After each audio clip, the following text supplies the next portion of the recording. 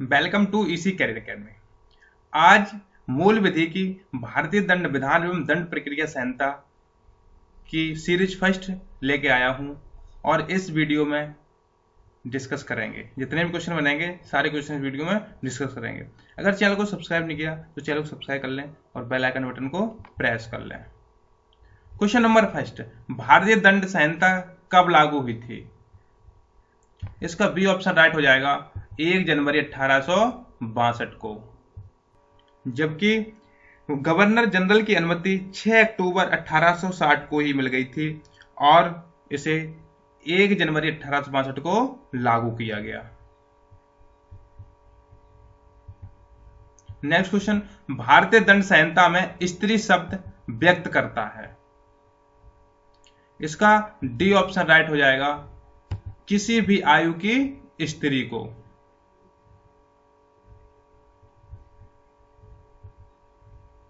Next question, भारतीय दंड संहिता 1860 की धारा 1 किससे संबंधित है?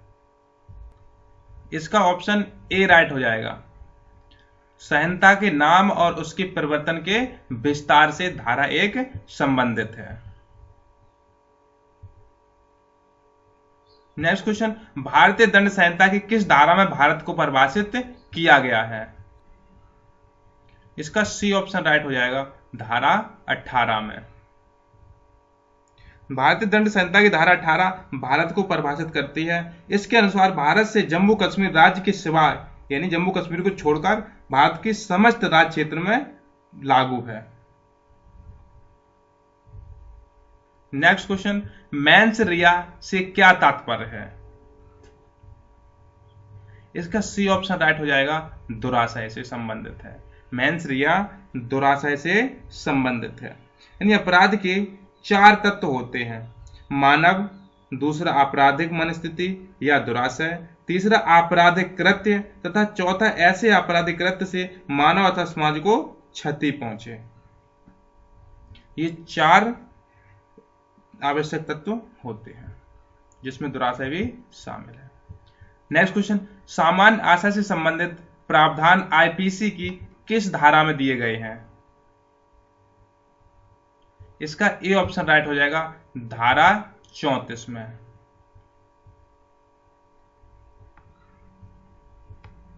नेक्स्ट क्वेश्चन, भारतीय दंड संहिता की धारा 34 पर प्रसिद्ध वाद किसका है? भारतीय दंड संहिता की धारा 34 है, उसमें किसका प्रसिद्ध वाद है? इसका ए ऑप्शन राइट हो जाएगा, बारिंद कुमार घोष बनाम एम्परर। नेक्स्ट क्वेश्चन, अपराध की परिभाषा दी गई है। इसका सी ऑप्शन राइट हो जाएगा, दंड प्रक्रिया संहिता 1973 की धारा 2N में। नेक्स्ट क्वेश्चन, एक जल्लाद जो मृत्यु दंड निष्पादित करता है भारतीय दंड संहिता की किस धारा के अंतर्गत आपराधिक दायित्व से मुक्त है? इसका ऑप्शन डी राइट हो जाएगा, धारा 78 में। अब देखो धारा 78 क्या कहती है भारतीय दंड संहिता की। धारा 78 के अंतर्गत मृत्यु दंड को निष्पादित करने वाले जल्लाद को आपराधिक दायित्व से उन्मुक्ति प्राप्त होगी। धारा 78 यह उपस्थिति करती है कि कोई बात जो न्यायालय के निर्णय आदेश के अनुसरण में की जाए या उसके द्वारा अधिदिष्ट हो, यदि वह उस निर्णय या आदेश की प्रवृत्त रहते ही जाए, अपराध नहीं है।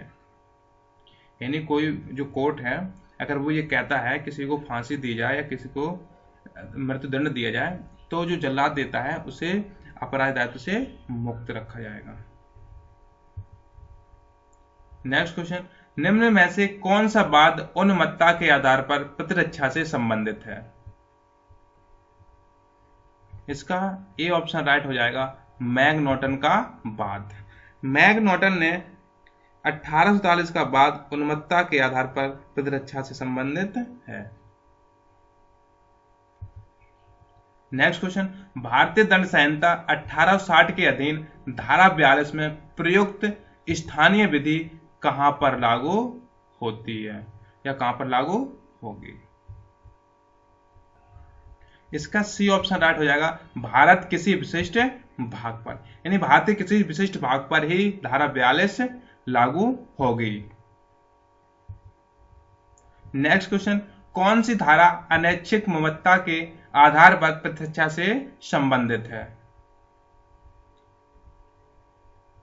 इसका ऑप्शन सी राइट हो जाएगा, धारा 85। अब धारा 85 के बारे में जान लेते हैं। भारतीय दंड संहिता की धारा 85 यह अनैच्छिक ममता के आधार पर आपराधिक दायित्व से बचाव का प्रावधान है। अब धारा 84 के बारे में जान लेते हैं। धारा 84 है वो किससे संबंधित है? धारा 84 में विकृत चित्तता के आधार पर बचाव है। और धारा 86 में जान लेते हैं, यानी जो धारा 86 है वो किससे संबंधित है? धारा 86 ऐच्छिक मतदाता से संबंधित है। और धारा 87 किसी व्यक्ति की मृत्यु या घोर उपहति कारित करने की आशा या संभावना के बिना उसकी सम्मति से किए गए कार्य से कारित अपराध के विरुद्ध प्रतिरक्षा का प्रावधान है, धारा 87 में। नेक्स्ट क्वेश्चन, भारतीय दंड संहिता के अधीन कितने प्रकार के दंडों की व्यवस्था की गई है? तो इसका डी ऑप्शन राइट हो जाएगा, 5 प्रकार के, यानी भारतीय दंड संहिता की धारा में 5 प्रकार के दंड का प्रावधान है। अब वो कौन कौन से दंड होते हैं 5 प्रकार के, वो जान लो।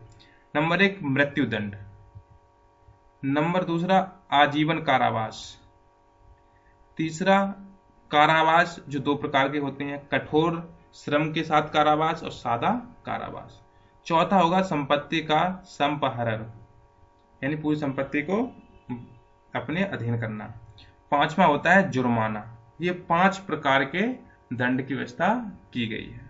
और भारतीय दंड संहिता की धारा 53 में दंडों का प्रावधान है। जो हमारे दंड हैं वो धारा 53 में वर्णित हैं। नेक्स्ट क्वेश्चन, निम्न कार्य में से किसके द्वारा दुष्प्रेरण का अपराध किया जा सकता है? यानी जो दुष्प्रेरण का अपराध है वो किसके द्वारा किया जा सकता है?